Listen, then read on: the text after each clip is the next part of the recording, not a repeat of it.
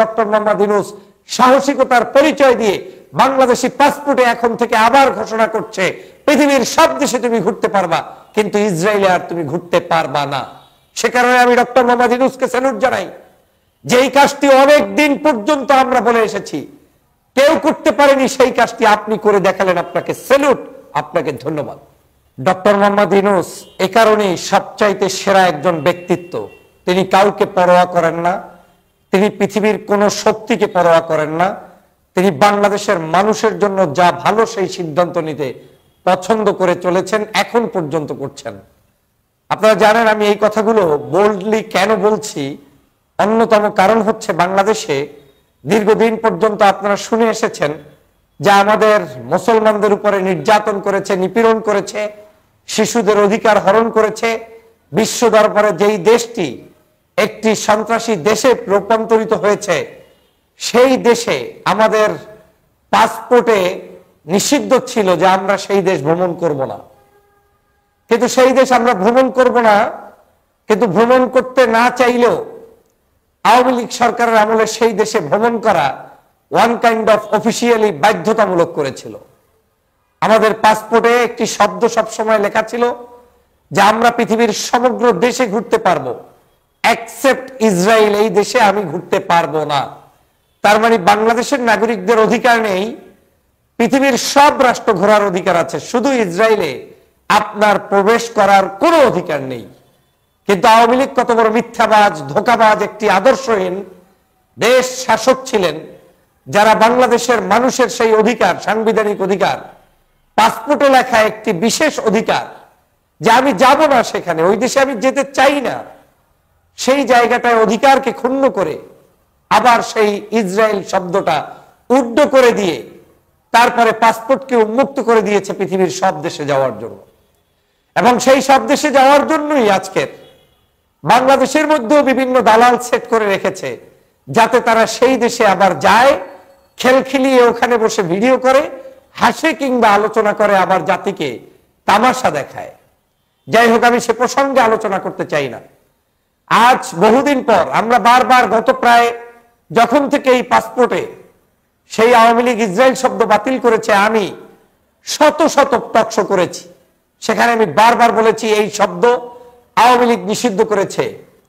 কিন্তু আওয়ামী লীগ যে এই শব্দটা ওখান থেকে উড্ড করে ফেলেছে, সেটা কোনো আওয়ামী লীগের নেতা আমার সাথে মানতেন না।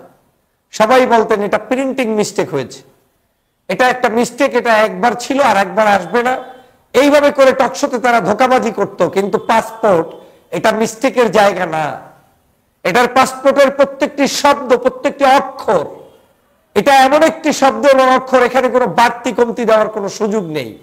কিন্তু সেই মিথ্যাচারের আওয়ামী লীগের লোকেরা আমার সাথে বলতো ইসরায়েল শব্দটা এখনো উইদাউট ইসরায়েলি আছে, কিন্তু পাসপোর্টে আসলে এটা ভুলে বাতিল হয়ে গিয়েছে। আজ প্রমাণ হয়েছে ভুলে বাতিল হয় নাই। সরকার সেই সময় এই পাসপোর্ট থেকে ইসরায়েল শব্দটাকে নিজেরা বাদ দিয়ে ইসরায়েলের সাথে গোপন সম্পর্ক করেছে। সেখান থেকে তারা কি ক্রয় করেছে আপনারা নিশ্চয়ই জানেন। গোপন মেশিন ক্রয় করে আমার দেশে বিভিন্ন ধরনের তদন্ত করতে, গোপনে আমার দেশের স্বাধীনতাকামী মানুষদের বিভিন্ন চরিত্র হনন থেকে শুরু করে তাদের ব্যক্তিগত স্বাধীনতায় হস্তক্ষেপ করত। তারপরে আপনারা জানেন যে এই পাসপোর্ট থেকে তারা সেখানে তাদের নামটা উড্ড করে দিয়ে তাদের রাষ্ট্রের সাথে একটা গোপন সম্পর্ক চুক্তি করা শুরু করেছিল। তারপরে আপনারা এও জানেন যে আমাদের দেশে একদিনে পরপর দুটো বিমান ওই দেশ থেকে এসে স্বাধীনতার পর এই প্রথম যে আমার দেশের এয়ারপোর্টে, আমরা জানি না, বিনা অনুমতিতে সেখানে তারা নেমে সেইখানে স্টে করেছে, এমনকি ওয়ান নাইট স্টে করেছে সেই বিমান। সেই বিমানে কি ক্রয় করে তারা নিয়ে এসেছে আমরা আজও কিন্তু জানতে পারিনি। তো ডক্টর মোহাম্মদ ইউনূসকে আমি এই জন্য ধন্যবাদ জানাই যে ইউনূস এখন এই পাসপোর্টের ইসরায়েল শব্দটাকে আবার পুনর্বহাল করেছে। ডক্টর মোহাম্মদ ইউনূস সাহসিকতার পরিচয় দিয়ে বাংলাদেশি পাসপোর্টে এখন থেকে আবার ঘোষণা করছে পৃথিবীর সব দেশে তুমি ঘুরতে পারবা, কিন্তু ইসরায়েলে আর তুমি ঘুরতে পারবা না। সে কারণে আমি ডক্টর মোহাম্মদ ইউনূসকে স্যালুট জানাই যে এই কাজটি অনেক দিন পর্যন্ত আমরা বলে এসেছি, কেউ করতে পারেনি, সেই কাজটি আপনি করে দেখালেন, আপনাকে স্যালুট, আপনাকে ধন্যবাদ। আমি এই জন্যই বলছি বাংলাদেশের মানুষের আবেগ দেখুন, বাংলাদেশের মানুষের চিন্তা দেখুন। মাত্র গতকালকে আমরা বাংলাদেশে ঐতিহাসিক সোহরাওয়ার্দী উদ্যানে যে বিশাল সমাবেশ করেছি, এই সমাবেশে প্রমাণ হয়েছে, আমার দেশ পত্রিকার মজলুম সম্পাদক মাহমুদুর রহমান নিজে ইন্টারভিউতে আমার সামনে বলেছেন যে তিনি আশা প্রকাশ করছেন এই সমাবেশে কমপক্ষে 10 লক্ষ লোকের সমাগম, তার চেয়ে বেশি লোক হয়েছে। চিন্তা করে দেখেন তাহলে এই মানুষগুলো এসেছে কোন রাষ্ট্রের পক্ষে আর কোন রাষ্ট্রের বিরুদ্ধে?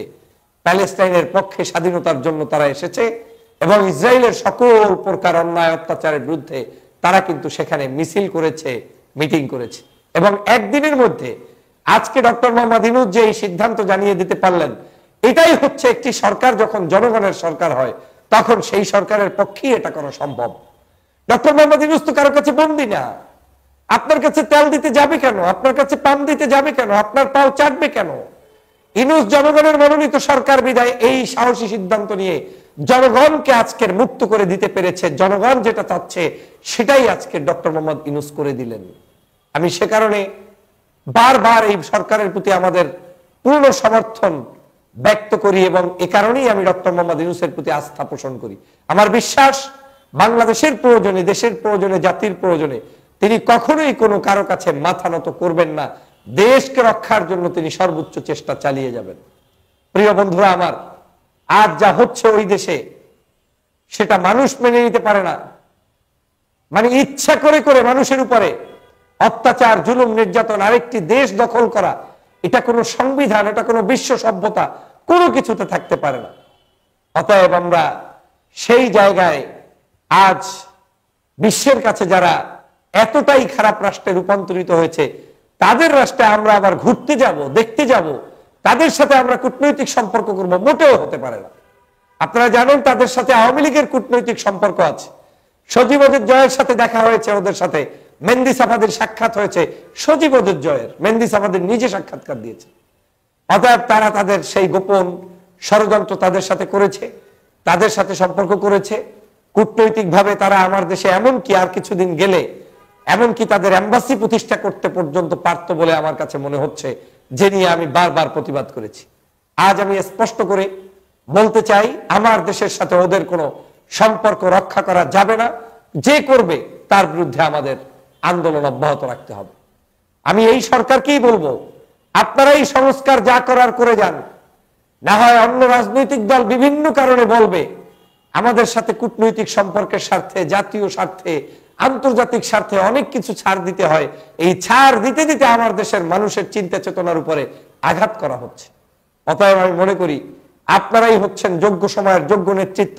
আপনারা বাংলাদেশের মানুষের মূল মনের ব্যথা অনুভব করে সেই পাসপোর্ট থেকে যেভাবে আপনারা ইসরায়েল শব্দটা বাতিল ঘোষণা করেছেন, এভাবেই বাংলাদেশের প্রত্যেকটি জায়গায় আপনারা সংস্কার করে এদেশের সকল দালাল মুক্ত একটি বাংলাদেশ গঠন করবেন। এই বাংলাদেশ থাকবে 5ই আগস্টের চিন্তা চেতনার মূল্যবোধের উপরে প্রতিষ্ঠিত বাংলাদেশ। এই বাংলাদেশ থাকবে 1971 সালে যেটা আমরা চেয়েছিলাম কিন্তু অর্জন করতে পারিনি, সেরকম সেই অর্জন করার একটি নতুন বাংলাদেশ। অতএব সেই স্বপ্ন নিয়ে আপনাকে, আমাকে, আমাদেরকে এগিয়ে যেতে হবে, এবং এগিয়ে যাওয়ার প্রত্যয় ব্যক্ত করছি। সবাই ভালো থাকবেন, সুস্থ থাকবেন। আল্লাহ হাফেজ।